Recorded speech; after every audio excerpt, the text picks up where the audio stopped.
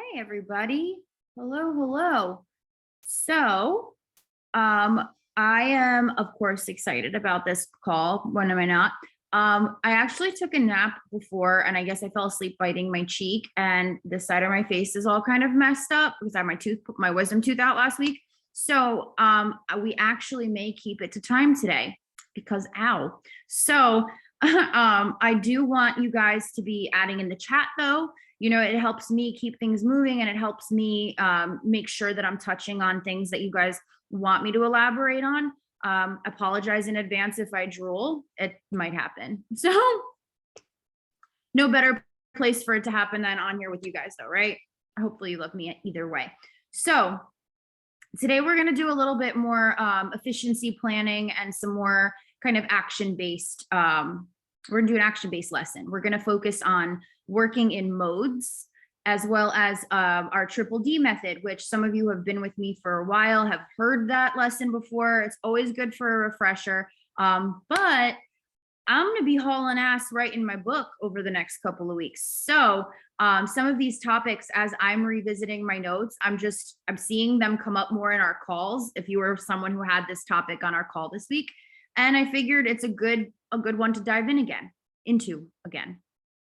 So any questions that you guys have, definitely put them in the chat and let's get into it. So modes, what the hell are modes?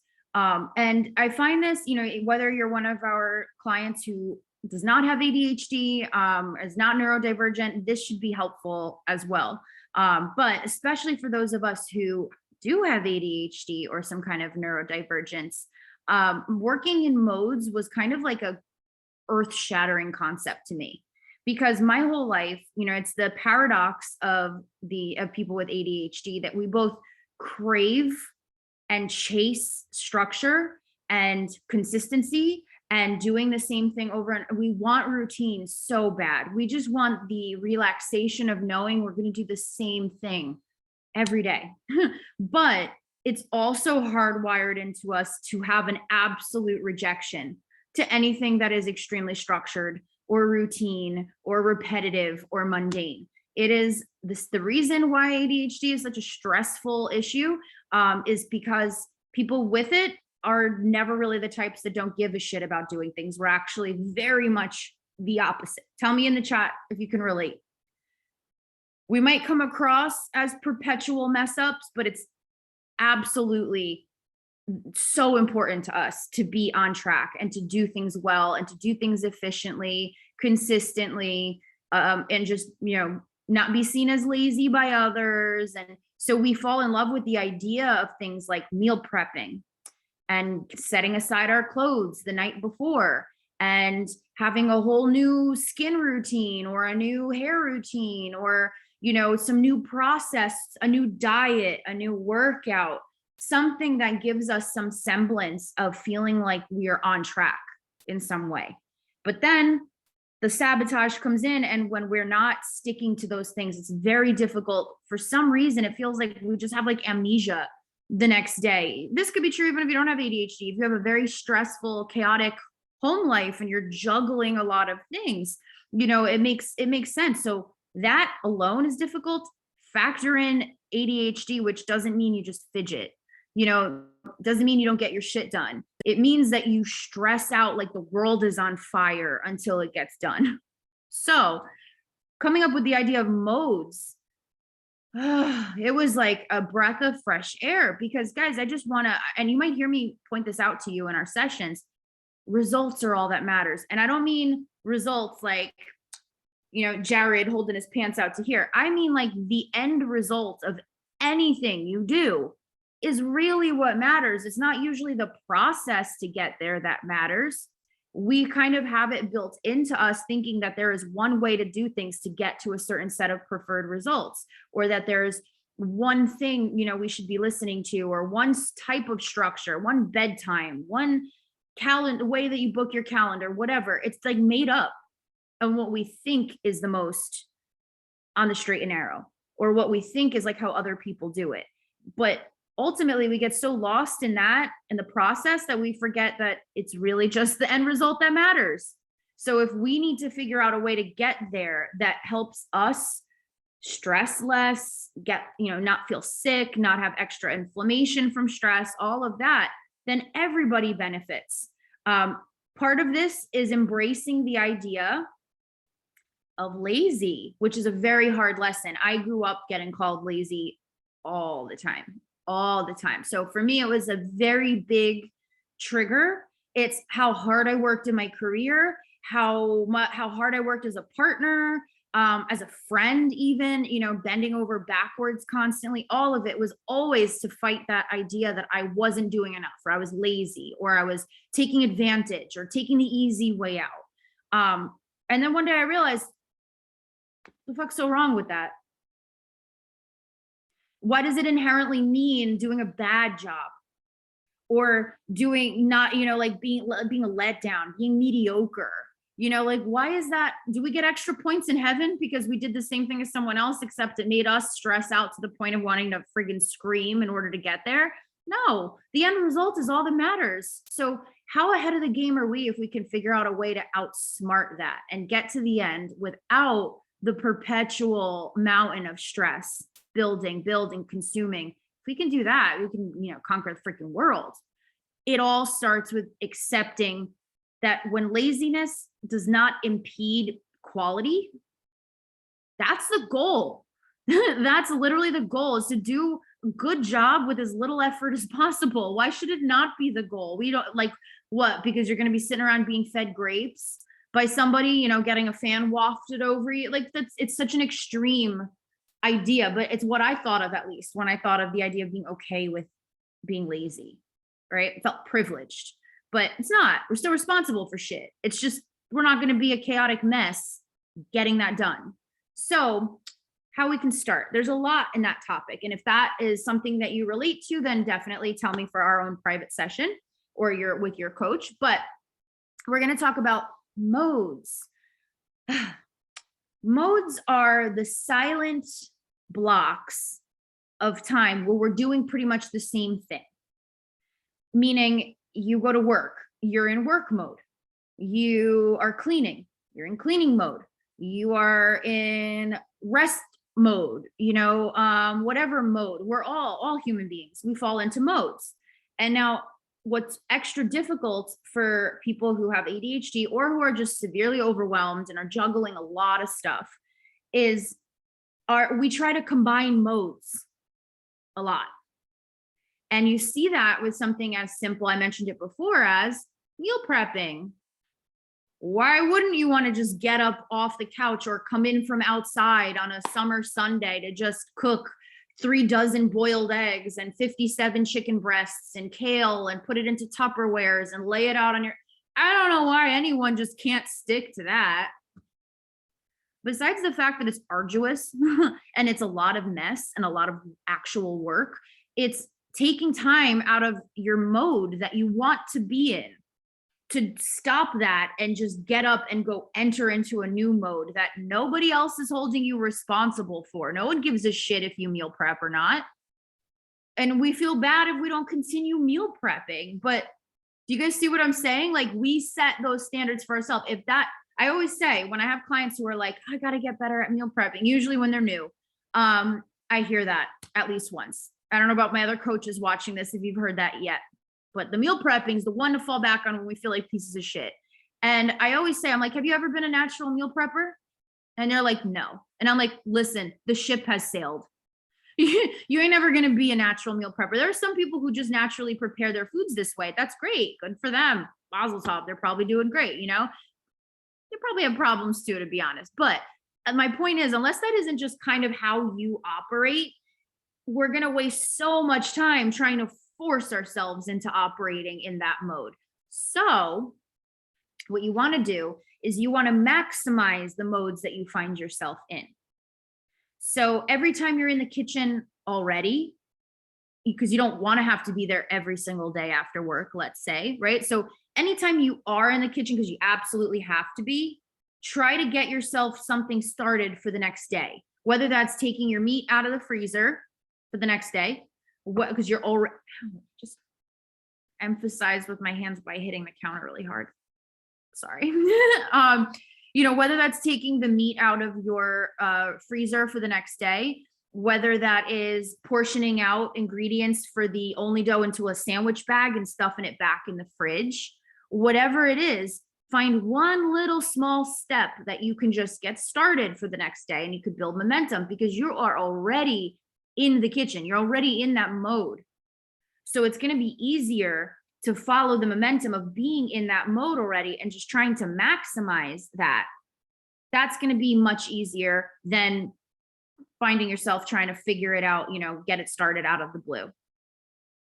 And 1 second, I have to tell my mother to stop calling me because if I don't, she won't. So hang on. Okay, stop.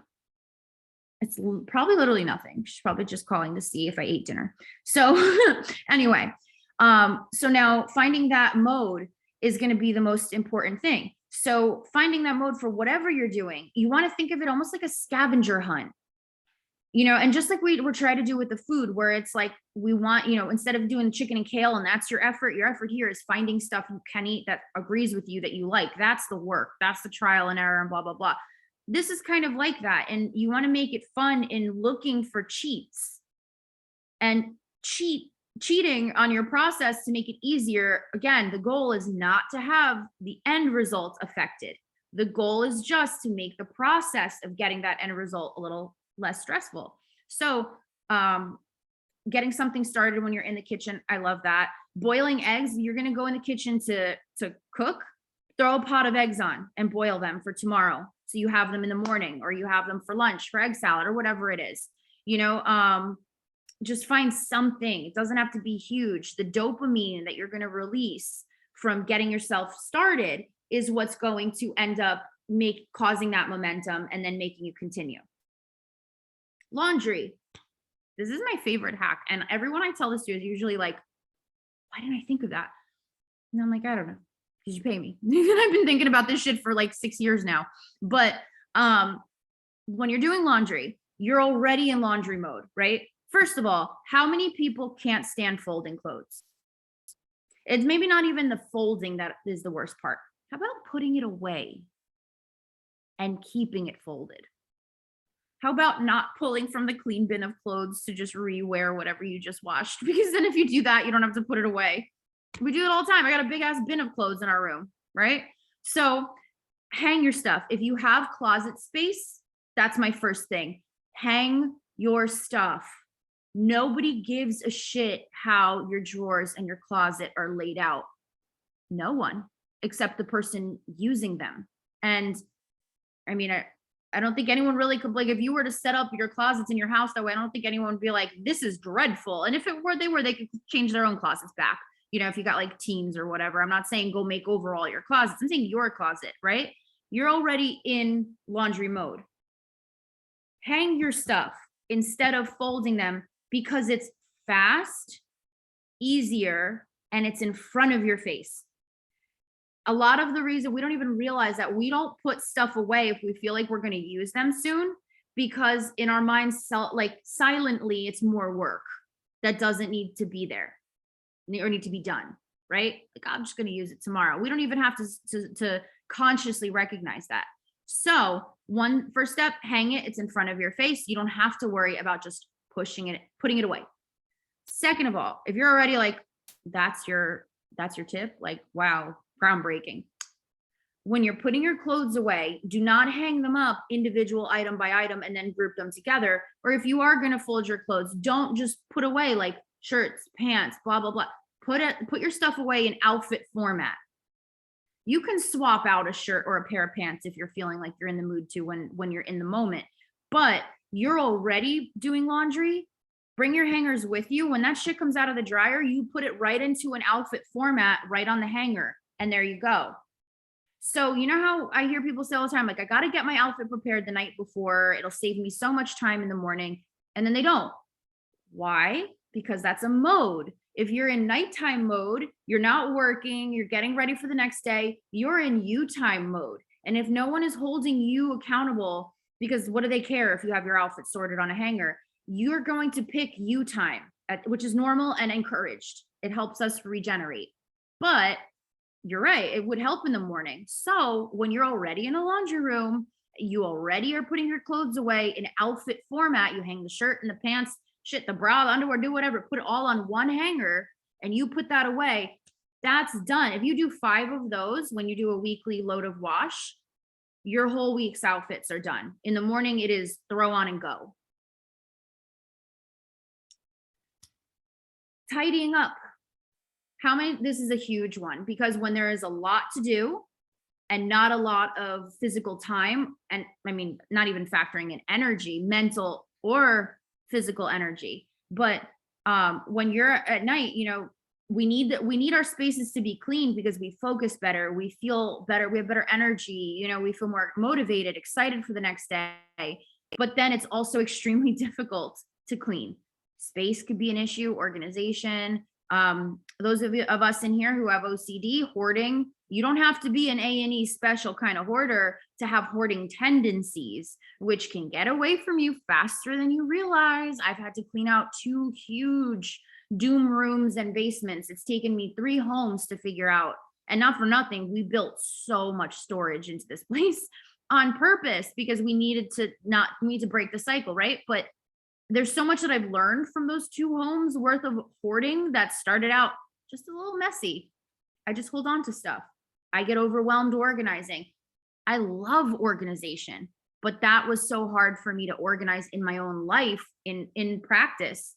That's the paradox of our brains, right? So tidying up, do not look around and think of what's going to make the most difference.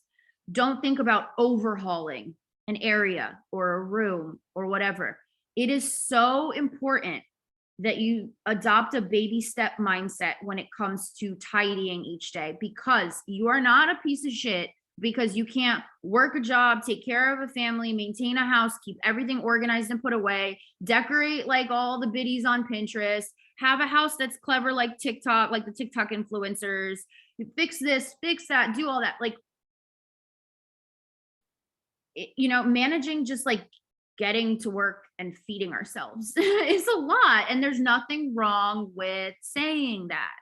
So we have to kind of outsmart the same thing with our house or houses, wherever our immediate area is, and baby step it.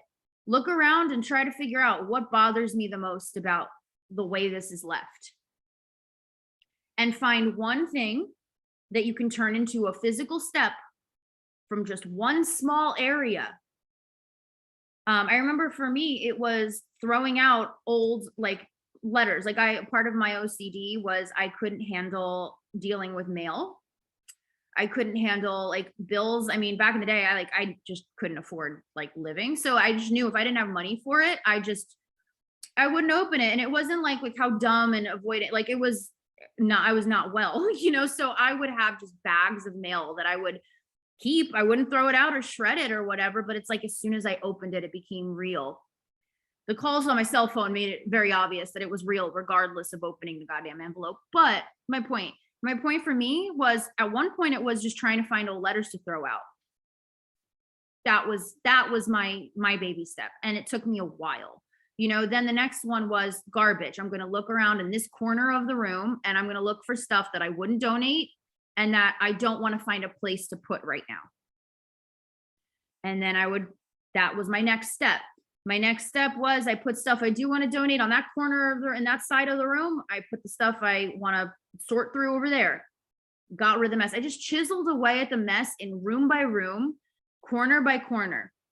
And you will get somewhere that way. Sitting there in analysis paralysis because there's just too much going on around you will not get you anywhere. It will continue to add to the hoard. But it's all about finding that one little part of the process to begin and just following momentum. Okay.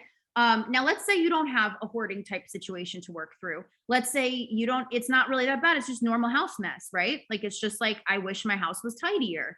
That still counts. That's still stressful.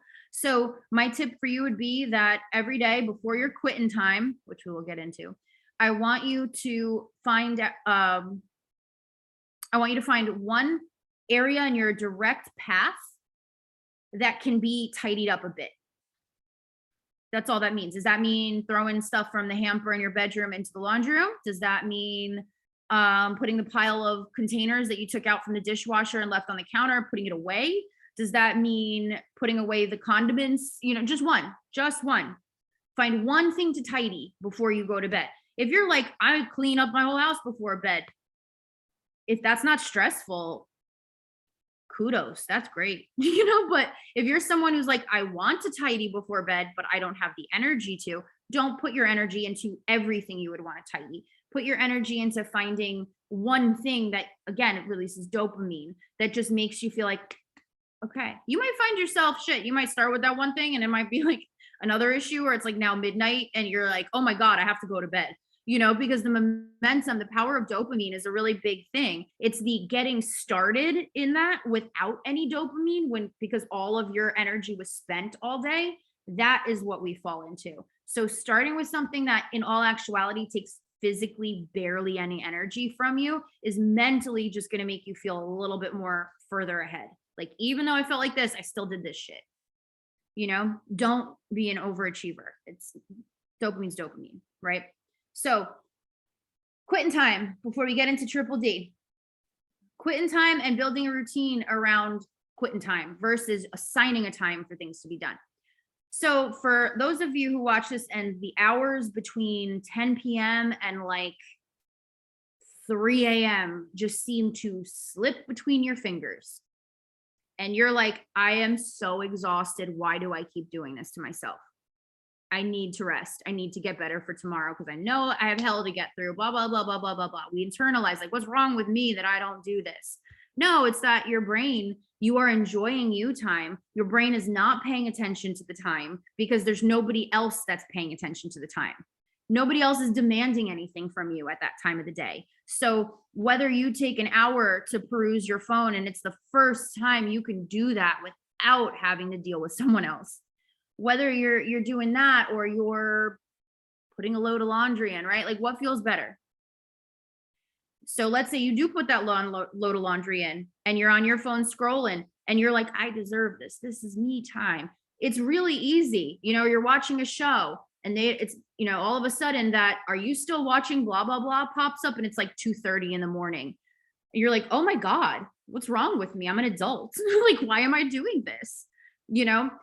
That is understandable. So we have a quitting time. The thing with neurodivergence and with an overworked brain that just wants its me time, right, is that you can't give it such strict parameters as if a drill sergeant is like there or something bad is going to happen, because our brain understands that that's bullshit. Subconsciously, our subconscious behavior has a lot of power, more than we realize. And for my OCD ass, I hated that. But once you learn more about it, it starts to be like, maybe I have my own back, So your subconscious mind goes, no one gives a shit if you do that or not. Just chill out. What's another half hour? You're tired anyway tomorrow. What's the big deal? Right? So we do a quitting time. Our hours is 11. And what that means is our alarms are set for 11 p.m. every single day. When that starts, that's not meant to be your drop everything and go to bed time. I'm never not going to be a night owl. I've been built that way since I was born. So I have the luxury of not having to be up really, really, really early the next day, and I just, freak out in between. Just kidding. Used to be. So 11 p.m. my alarm goes off. That means, okay, let's clean up. If we're just chilling out after dinner and we're just like on our phones or watching TV and there's like still dishes out. Okay, let's actually put those away.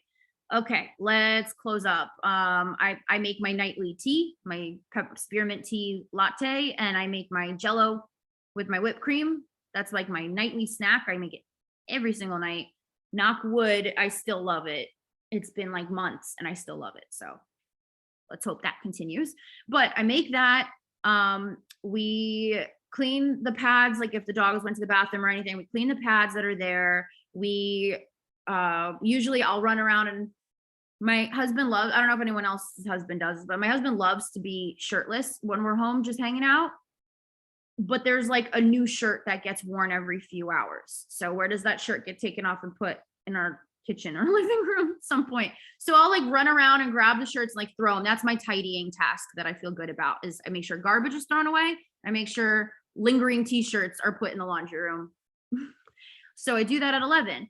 And then if we're showering that night, I say Nick and I shower together. There's no hanky panky. That's just our routine. We love being in the Galaxy shower together. We built a 2-person shower for that.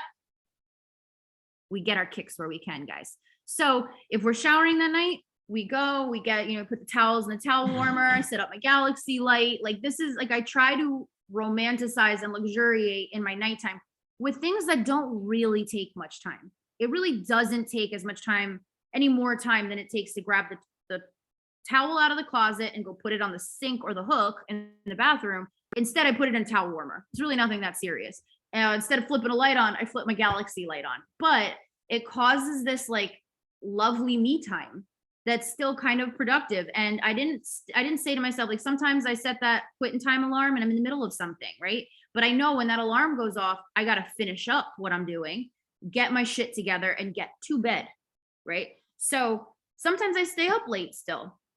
And sometimes I go to bed right after, but having that quitting time, like, I can't imagine how much later I would be up if I didn't have that strict, like, quitting time to follow. That measure that just basically like nudges me onto the track of getting to bed, and then still allows room and flexibility for enjoyment and me time in the process. So figure out what quitting time might be for you that's best. Mine's 11. Like I said, we're night owls. We always have been. So that makes sense for us. It keeps us on track to be in bed when we need to be. But for you, that might be 8 p.m. That might be 10 p.m. Who says you can't ever move it again if that's not working out for you? The goal is to not be stressed by the quitting time. So I would suggest trying that out. All right. Lastly, the Triple D method. So, sweating my ass off right now. I don't know why it's so hot. Nope. Well, maybe that's a sign that I shouldn't be wearing a sweater. So, Triple D method. Just put my tits right on the camera. I apologize, but I'm like wilting. So, Triple D is three Ds. Duplicate, designate, delegate. Duplicate, designate, delegate. All right, duplicate. So the idea of duplicating yourself is if you answer the same question over and over and over again. If you like, and this could be at work, this could be at home.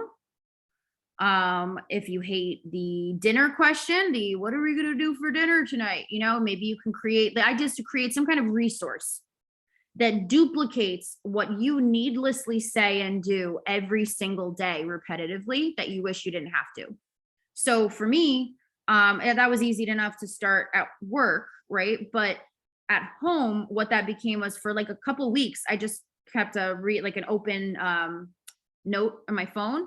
And whenever there was a situation because if you were to ask me, what do you repeat at home a lot? I wouldn't have known what to tell you. So I took a couple weeks to figure out what can be streamlined. Like, I look at my job this way, but looking at my home life this way, from what goes on and what we do, what can be made into a resource?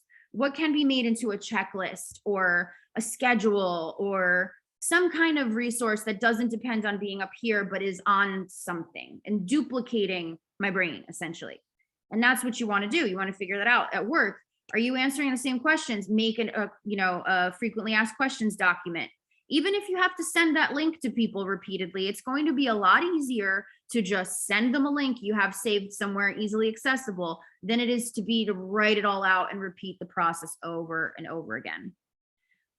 If you want to if you have the luxury to be able to create systems at your job, if something's not working efficiently for you, sit and journal on it. How could your department duplicate themselves? How could this be a better process than relying on one person, whether it's you or someone else, to always be the bottleneck, right? So finding ways to duplicate our voice and ourselves.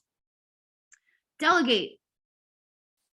That's pretty simple. Not so much for people pleasers, but a few things about that. When you're delegating something out to someone else, this doesn't even have to be just at work. It could be at home.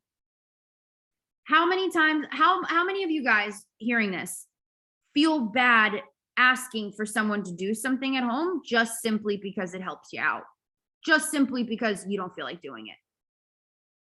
Does that happen a lot? We feel like, oh my God, I'm the worst. I can't believe, and to the person we're asking, they're just like, yeah, sure.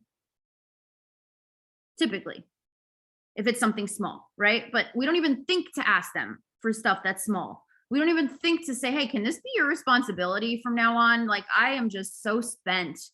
Can we figure something out where, like, how, with that comes letting go of it being done the way you do it. And it comes with letting go of if someone's excited to do it or not.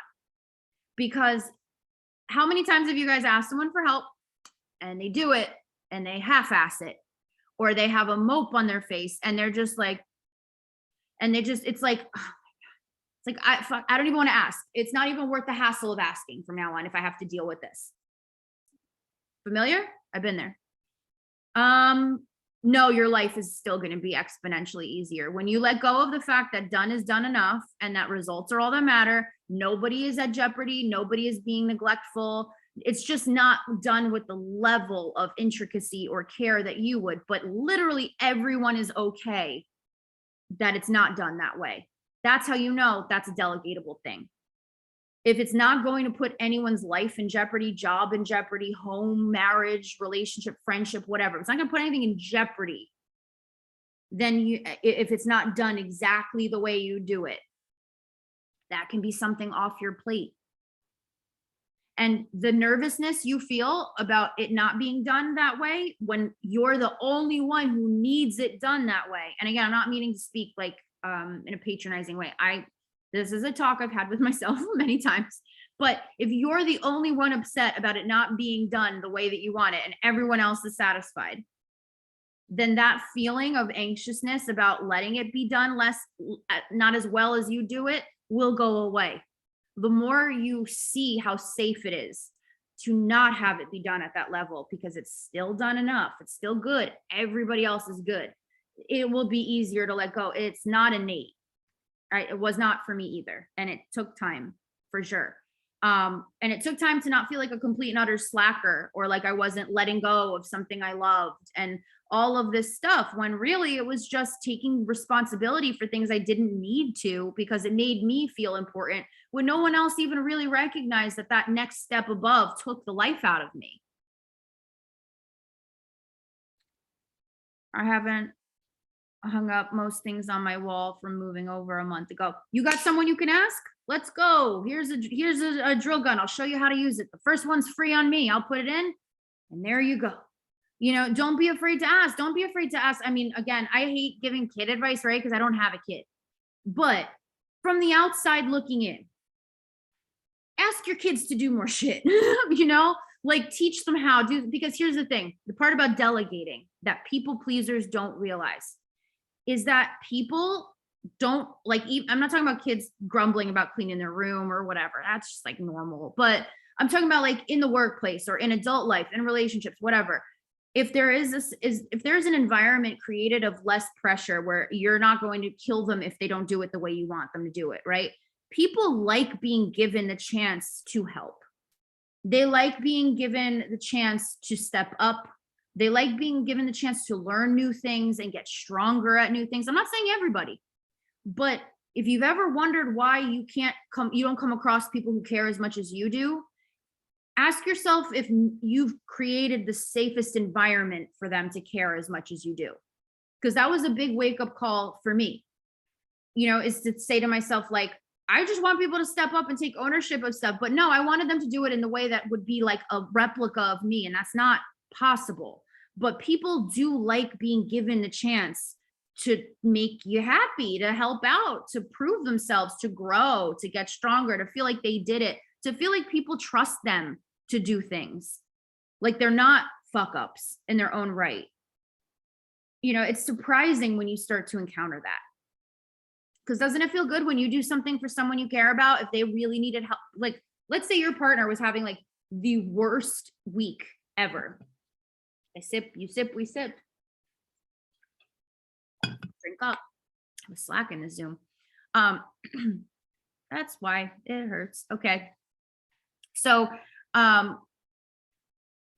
when someone you love is having the worst day ever and you do something relatively small that helps them feel better, doesn't it feel good?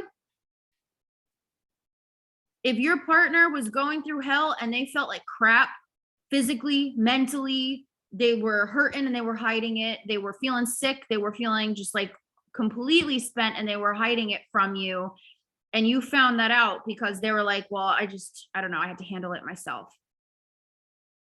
Would you be pissed off that they didn't care, they didn't trust in you enough to ask for help or tell you what was going on or anything? They didn't share with you at all. It wouldn't feel like, oh, they're just going through their own thing and don't want to be a burden on me. It would feel like they don't want to include you or trust you or lean on you.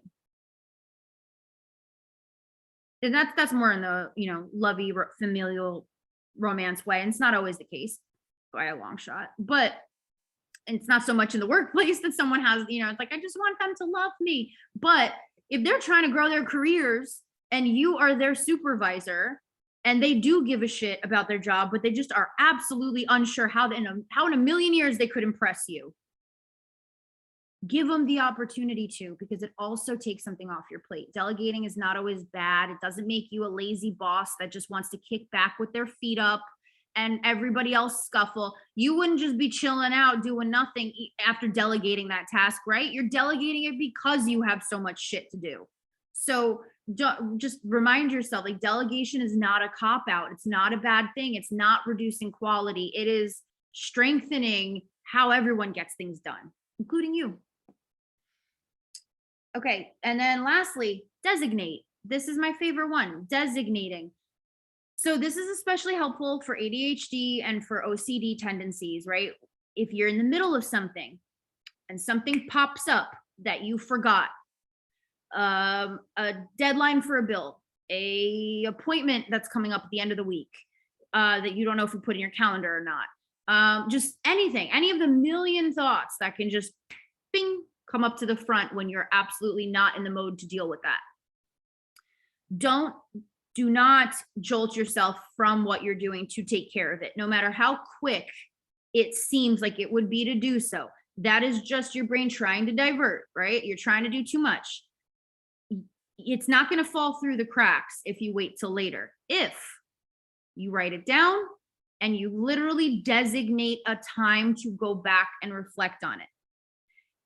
I use this for thoughts, right? Like if I am thinking about, I've been doing this with the retreat a lot lately because something new will pop up in my head that I got to remember and organize for the retreat. And nobody's working in front of me. It'd be easy for me to stop that and go do that. But then I'd have to come back to what I was doing and it's a mess. So instead I look at my phone. I'm like, okay, when is my next block between calls? Do I have to text back during this block? Okay. Can I wait? I try to organize when I can even think about that thing. So you take that minute, you put it in your phone or you write it down, you schedule the time to think about it so that your brain doesn't have the anxiety of don't forget that thing because it exists somewhere else. So subconsciously you don't have to hold on to it and you can go back to being present to what you're doing. Now, of course, if the thing you remember actually is more time sensitive than what you're working on, then you would designate back in your phone or on that notepad when to go back to what you're working on. Because there will be things that come up, you're like, oh shit. And that is something you have to get on top of first. But that allows you to not let what you're doing fall to the wayside. If you have a topic you want to bring up with your partner, don't just text it off in the middle of the day. Oh, for the love of God, don't do that. One, you're probably texting it in a panic. It's not going to get read in the tone in which you anticipated sending it in. So the other person reading it is either not going to realize it's that serious or they're going to think it's way more serious than it is. And you're not going to get a satisfying response and your attention is going to be diverted from what you're doing. Instead, you write it down. At this time, I can text them. At this time, I can even think about what to text them. And it's just constantly leaving those little like breadcrumbs so that you can go from point A to point B instead of having to go point A through Z back to B. and that's just kind of whether you have ADHD and that impulse is strong to do that, or if you're over friggin' whelmed and you're still going to have that impulse to just kind of be all over the place if you're dealing with juggling a lot of plates. Whatever the intensity of it is, designating a time to provide your attention to that is like setting yourself up to like not have to always be wearing a million hats. It's impossible. Another thing that helps me with designate, by the way, with the OCD stuff, with the hoarding stuff, I am notorious where I think to save things for sentimental value, which is, hoarding in a nutshell, but it's also to craft with it or to remake it, to use it for something, to put it on display somehow, to do something fanciful with it. That's like my goal. But then I stop and I say, okay, put it in your phone. Put in your phone this week when you're going to work on that. And immediately I go, oh, I don't want to do that. That's like eventually when are you going to have time? When is your life going to be calm enough for you to be like, which one of my many crafts do I feel like throwing in rotation today? When you're retired, so honestly, whenever you have something that pops up as a good idea, say to yourself, all right, when am I going to schedule that in? And that's how it deserves the real estate in your house and in your potential schedule, right? If you do actually want to do it. But 9 times out of 10, you're just like, fuck that, throw it away. I did that. We poured the epoxy on the table, and the drippings from the epoxy looked really cool. It looked like icicles and like, I don't know, it's a ton of product you waste when you do epoxy. It drives me insane to do like a poured top. So I was like, I couldn't let go of these epoxy drippings for, I want to say it was like 2 weeks. Nick was so patient. He was like, you still want to do this craft? You still want to keep these? I had no idea what I wanted to do with them. They just looked cool. And I do that with a lot of different stuff. And or like if I find old antiques that I have to do so much work to even make it usable, but I'm like, for what? Am I going to sell it? Am I going to use it? I look to book it in my calendar, and it's real sobering, real quick about what you actually want to have in your space or not. And there have been projects that I have actually put in my phone and have been glad that I did that, but it just helps with the constant piling up of hopeful projects that we add on to our busy ass lives already. So, all right. Any questions before we jump? 8:45, I kind of kept it, but I feel like, what the hell could I teach you in a half hour a week? That's all that great. If we go over, I hope it's for relevancy. But before we jump, from the modes, from the Triple D method, I want to know any questions at all, anything you want me to clarify or give you an example of how I would do it. Pick my brain in the chat. I'll wait here for a couple minutes. Anyone else? Thank you for tuning in. Love you. Want to hear what you thought? Text me, tell me, let's follow up. But if you're in this Zoom and you want to ask for clarification, I would love to clarify.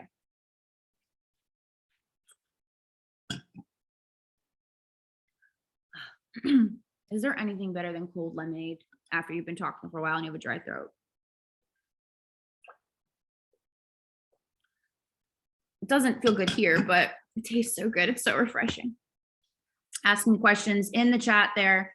Any clarification you need, any sticky situation you've run into where you want me to walk you through it.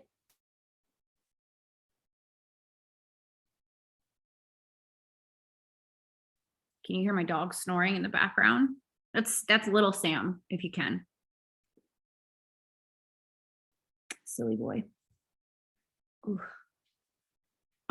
So what do you do when you already have like 500 bags of laundry? You start with one. You start with one load, one item, one type, whatever energetically like speaks to you that this is the step I want to start with. But you just start small and you make your way through. If you have the means, I wouldn't, even if I had the means, I don't know that I would do this. I think it's one of those, like, this just sounds really nice to do, but You could take it to a wash and fold and have them take some of the load off, but I find that that's very pricey. And again, for my ADHD brain, the idea of bagging things up, going to the place, handing them the shit, going back to get the shit, going home with said shit, like that is just so many steps that I'm like, I'll say that I'm going to do that and it'll never get done. So, but if you're the type to get that done, enjoy that wash and fold. That sounds lovely. So I have to buy a washer dryer this weekend, been taking it to the place to get it done. Whatever works, end result is end result. We have services here that pick up at your door and then deliver it folded. If that's within your means, oh my God, I haven't even checked if we have that available, to be honest. I haven't used it yet, but they do it by the pound and it's actually not bad when you really need it.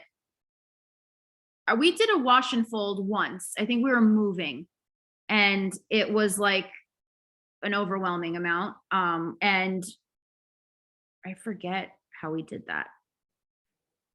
I forgot how much we even took there. But anyway, if that's a possibility, definitely do it that way. But if you have a lot to sort through to even then bring it to the wash and fold or call the wash and fold place, then start small, little bits. Okay. Meal prep stuff. I want so badly to meal prep and I feel like it's helpful for me, but some weeks I just fall off and I feel so lost when it comes to eating in general. What the heck do I do? I love this question. Also, I don't like what I prep for more than 4 days. That's why I don't like meal prepping. So I need to do it like every 2 days, but that's obviously not easy. Okay. Here's the thing. I don't know what I'm going to eat that day when I wake up in the morning. And I have made peace with that. I only keep the food in my house that if I was in the mood to eat any of it, I could, and it wouldn't affect me. That took a lot of time and a lot of work to even understand what those items were.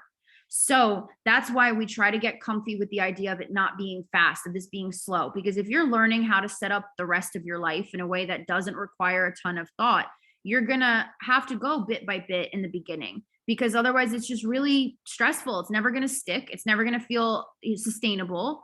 And then that's it, you know? So I think that having just a bunch of different food available in my fridge and in my pantry that I could play with, that wouldn't affect me. I can be in the moment with what do I feel like eating texturally, flavor wise, what do I feel like? And then I've developed just easy things over time that like I look forward to having. Like that only dough I showed you guys in the Zoom last week. I love that shit. Like it's so good, you know? And we keep this stuff on hand to make it when we want and we throw it together. That's why a lot of my meals are not plan ahead kind of meals. They're not, you see in my stories, I do a lot of pantry dumps, you know, stuff like that, because I can't plan ahead. I don't know that I'm going to want to eat that shit when time comes. I don't know why I'm saying shit so much tonight, but it's a sentence enhancer, I guess. I don't know what I'm going to want to eat when the time comes. I don't know what I'm going to want to cook when the time comes. I've even ordered takeout when the time comes. It's just that I do it all hormone friendly so that I can leave that option up to myself to be based on my sensory issues at that time, like what I'm even going to feel is like exciting to eat, you know? And now I see it coming too. Like I'll get obsessed with certain foods and then I'll know when I start eating half of it and leaving the other half for later, and I'm not just excited to eat the whole thing in that moment, that's when you know that food is about to be out of rotation for a few months. And I'll start winding down how much I buy of it in anticipation. We go along with the way our brains work here. That's the idea. We're never going to outsmart it. Our brain can't outsmart our brain, right? That's just how our brain works. So if we go along with it, the result is all that matters. Let's see what else you said here. So for meal prepping, if you do find it's helpful for you, prep parts of it. Like get your meats taken out of the freezer, and anytime I'm doing a cutlet or any kind of tenderloin or whatever, I'm always pounding it thinner. It tenderizes it. So like, okay, maybe that night I will pound out chicken for the next day, put it back in the fridge. Maybe I'll, like I said before, I'll portion out only dough, like just the ingredients in a sandwich bag and leave it in my fridge. Maybe I'll put an Instacart order in for the next day for just meats if I go in my freezer and realize there's not a whole lot there. It can be touch and go. It's the stress of not wanting it to be touch and go. That's the hard part, is not trusting ourselves to manage that touch and go. But that's why you got coaches. Try that out for a week, for this week, and see if you can get down with that laxity and see that in the end it still works out great and it's actually less stressful. I hope that answered your question. Sydney, send me a text with more specifics, and we can pinpoint some stuff to try out this week. Okay. I waste so much food. I need help with this also, but food with great intentions. Yep. So Ashley, did you feel like that helped you as well, answering Sydney's question?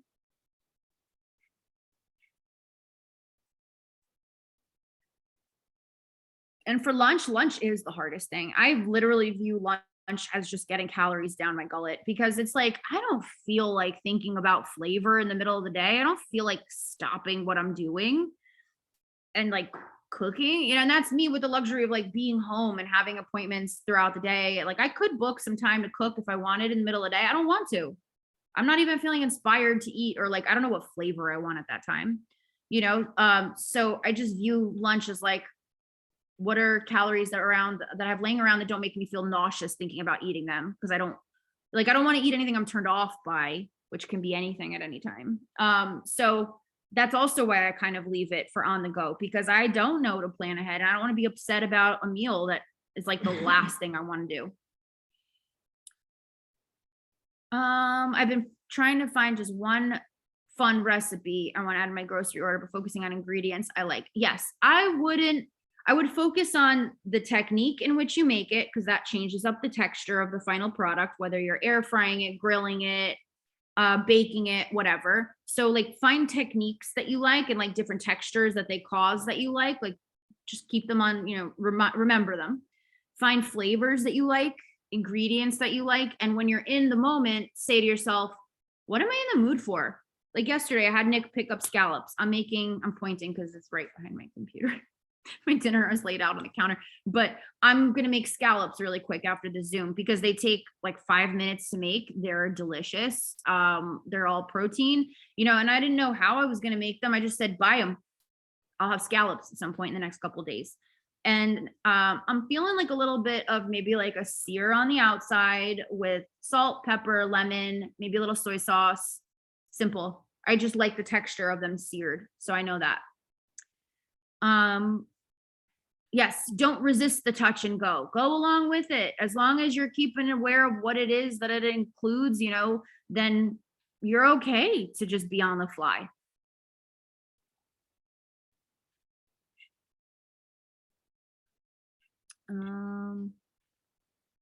Okay. What do you mean cheese and nuts? I don't know if I missed that one. I might be brain farting. Okay. So, for lunch. Yeah, easy calories. I really like, what do? I even do the keto chocolate chip cookie cups from Duncan Hines, the microwave ones. I use avocado oil instead of butter to kind of like up the fat and the calories in it. I'll have one of those for lunch. And then a little while later, I'll have like a tea latte, or I'll have a piece of base culture toast with some lox cream cheese spread. And I'll munch on that it takes me a while. If I'm not hungry that day, oh my God, I'm forcefully taking a bite every so often. But I have my basics just chilling in my fridge, ready to be eaten however I feel like eating them at that time. Bought some ground beef and veggies this week just to throw together in different ways. Hell yeah. If you change up how you cook it and you change up how you flavor it, the same ingredients can yield so many different options.